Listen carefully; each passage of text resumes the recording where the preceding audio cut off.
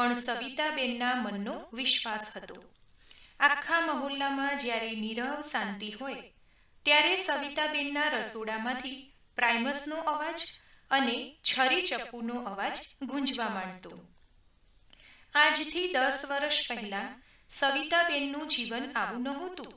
તેમના પતિ રમેશભાઈ એક ખાનગી કંપનીમાં સામાન્ય ક્લાર્ક હતા. પગાર ઓછો હતો પણ સંતોષ ઘણો હતો. 2 સંતાનો હતા. 8 વર્ષનો આકાશ અને 5 વર્ષની ખુશી.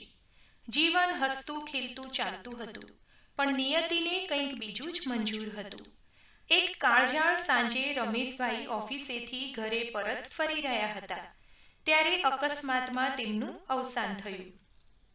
સવિતાબેન પર તો આભ ફાટ્યું. જે સ્ત્રીએ ક્યારેય ઘરનો ઉંબરો ઓળંગીને દુનિયાદારી નહોતી જોઈ, તેની સામે હવે આખી જિંદગીનો પહાડ જેવો પ્રશ્ન ઊભો હતો. સગા સંબંધીઓ આવ્યા, આશ્વાસન આપ્યું, પણ આર્થિક મદદના નામે સૌએ પીછેહટ કરી. સગા વહાલાઓએ 2-4 મહિના સહાનુભૂતિ બતાવી, પણ પછી ધીમે ધીમે બધાએ અંતર કરી લીધું. કોઈએ સલાહ આપી કે ખુશીને ભણાવવાનું બંધ કરી કોઈના ઘરે કામે લગાડી દો, તો કોઈએ કહ્યું કે ઘર વેચીને નાનકડી ઓરડીમાં રહેવા જતા રહો. કોઈએ કહ્યું કે પિયર જઈને બેસી જાઓ. પરંતુ સવિતાબેનની આંખમાં આંસુની સાથે એક અજબની મક્કમતા હતી. તેમણે નક્કી કર્યું કે મારા રમેશના સંતાનો કોઈની સામે હાથ નહીં ફેલાવે. હું ભલે ઓછું ભણેલી છું, પણ મારા હાથમાં સ્વાદનો જાદુ છે. સવિતાબેન રસોઈમાં નિપુણ હતા. તેમના હાથમાં એક એવો સ્વાદ હતો જે ખાનારને માના હાથની રસોઈની યાદ અપાવે. એક દિવસ પડોશમાં રહેતા એક બેચલર યુવકે પૂછ્યું, માસી, તમે મને રોજ 2 ટાઈમ જમવાનું બનાવી આપશો? બહારની હોટલોનું ખાઈને હું કંટાળી ગયો છું. બસ અહીંથી જ સવિતાબેનના મનમાં એક વિચારનો અંકુર ફૂટ્યો. ઘરમાં પડેલી થોડી પૂંજી અને ઘરેણાં વેચીને તેમણે ટિફિન સર્વિસ શરૂ કરવાનું વિચાર્યું. શરૂઆતમાં લોકોએ મજાક ઉડાવી. એકલી બૈરી તે વળી શું કરી લેવાની? પણ સવિતાબેને હિંમત ન હારી.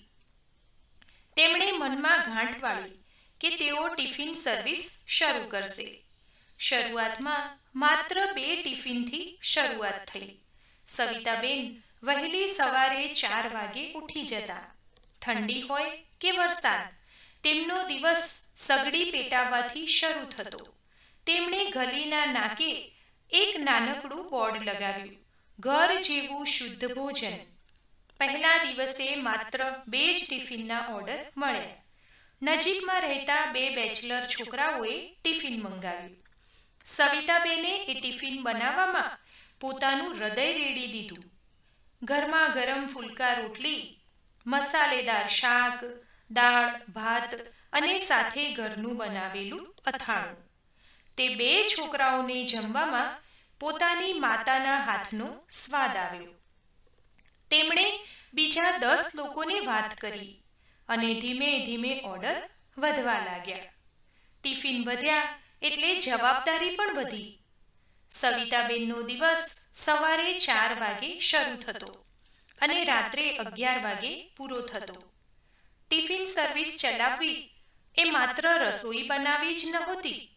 શાક માર્કેટમાં વહેલા જઈને સસ્તું અને તાજું શાક લાવવું, લોટ દળાવવો અને પછી સમયસર ગરમ રસોઈ તૈયાર કરવી.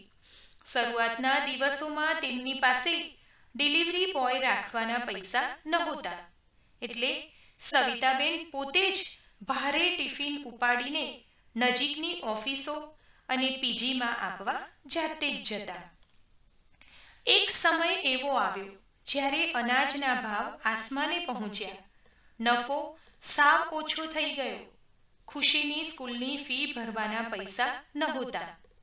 તે રાત્રે સવિતાબેન એકલા ખૂણામાં બેસીને રડ્યા હતા. પણ સવાર પડતા જ ફરીથી ચહેરા પર સ્મિત લાવી ગેસ ચાલુ કર્યો. તેમણે પોતાની મર્યાદાઓ વધારી. તેમણે હવે ઘરે બેસીને ખાખરા બનાવવાનું પણ શરૂ કર્યું, જેથી વધુ આવક થાય. આ આખી પ્રક્રિયામાં આકાશ અને ખુશીનો પણ સાથ હતો. આકાશ સ્કૂલે જતા પહેલા મમ્મીને શાક સુધારી આપતો, તો નાની ખુશી ટિફિન પર નામ લખવામાં મદદ કરતી.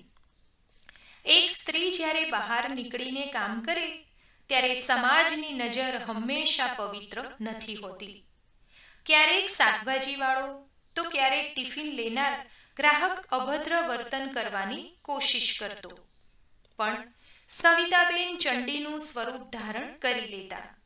તેમણે સાબિત કરી દીધું કે સ્ત્રી અબળા નથી, તે પોતાની મર્યાદા અને સન્માન સાચવતા સારી રીતે જાણે છે. એકવાર ભારે વરસાદ પડ્યો. આખા અમદાવાદમાં પાણી ભરાઈ ગયા. કોઈ રિક્ષાવાળો તૈયાર નહોતો. ગ્રાહકો ભૂખ્યા હતા. સવિતાબેને પોતે ટિફિનનો થેલો ખભે લટકાવ્યો અને કમર સુધીના પાણીમાં ચાલીને ઓફિસો સુધી ભોજન પહોંચાડ્યું. એ દિવસે ગ્રાહકોની આંખોમાં જે સન્માન હતું તે સવિતાબેન માટે કોઈ મેડલથી ઓછું નહોતું. વર્ષો વીતતા ગયા. સવિતાબેનનું નાનકડું રસોડું હવે એક કેટરિંગ સર્વિસમાં ફેરવાઈ ગયું હતું. તેમણે પોતાની સાથે બીજી 3 જરૂરિયાતમંદ સ્ત્રીઓને કામે રાખી. આજે સવિતાબેન માત્ર એક રસોઈયા નહોતા, પણ 5 પરિવારોનો આધાર હતા. તેમના સંઘર્ષનું મીઠું ફળ ત્યારે મળ્યું જ્યારે આકાશ એન્જિનિયર બન્યો અને ખુશીએ ડોક્ટરનો અભ્યાસ શરૂ કર્યો. આકાશની પહેલી સેલેરી આવી ત્યારે તેણે મમ્મીના હાથમાં પૈસા મૂકી અને કહ્યું, મમ્મી, હવે તારે આ ટિફિન ઉચકવાની જરૂર નથી. હવે હું છું ને. સવિતાબેનની આંખોમાં હર્ષના આંસુ આવી ગયા. તેમણે કહ્યું, બેટા, આ ટિફિન એ માત્ર લોખંડના ડબ્બા નથી. આ મારું અસ્તિત્વ છે. આણે જ મને જીવવાની જીદ આપી છે. લોકો જ્યારે તેમને તેમની સફળતાનું રહસ્ય પૂછે ત્યારે તેઓ માત્ર એટલું જ કહે છે, જ્યારે તમારી સામે અંધકાર હોય અને પાછળ ખાઈ, ત્યારે માત્ર તમારી મહેનત જ તમારી લાકડી બને છે. મેં ક્યારેય નસીબ પર ભરોસો નથી કર્યો. મેં મારા લોટથી ખરડાયેલા હાથ પર ભરોસો કર્યો છે. સવિતાબેનની આ વાર્તા એ દરેક સ્ત્રી માટે પ્રેરણા છે, જે માને છે કે વિધવા થયા પછી જીવન અટકી જાય છે. વાસ્તવમાં સંઘર્ષ એ જ જીવનની નવી શરૂઆત છે. જો તમારી પાસે હિંમત અને સ્વાભિમાનની પૂંજી હોય, જે લોકો તેમને જોઈને મોઢું મચકોડતા હતા, તે જ લોકો આજે તેમની પાસે સલાહ લેવા આવે છે. સવિતાબેનનું જીવન શીખવે છે કે પરિસ્થિતિ ગમે તેટલી વિકટ હોય, હિંમત હારવી જોઈએ નહીં. સ્વમાનથી જીવવા માટે મહેનતનો કોઈ જ વિકલ્પ નથી. માતા જ્યારે સંકલ્પ કરે છે ત્યારે તે કુદરતના નિયમોને પણ બદલી શકે છે.